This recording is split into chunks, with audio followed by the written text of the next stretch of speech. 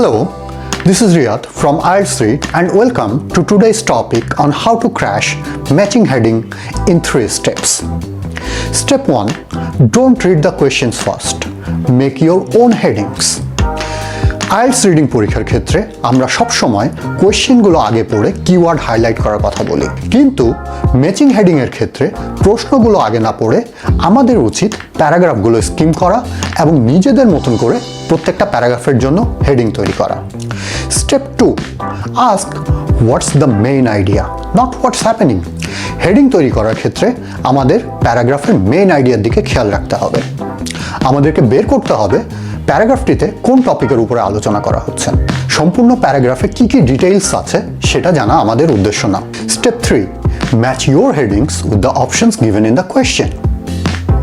এরপর আমরা যে হেডিংগুলো তৈরি করেছি তার সাথে প্রশ্নের যে অপশনগুলো আছে সেগুলো মেলালে আমরা উত্তরগুলো পেয়ে যাব। তোমার আইএলটিএস স্কোরকে বুস্ট করতে এরকম নিয়মিত টিপস পেতে আমাদেরকে ফলো করতে থাকো।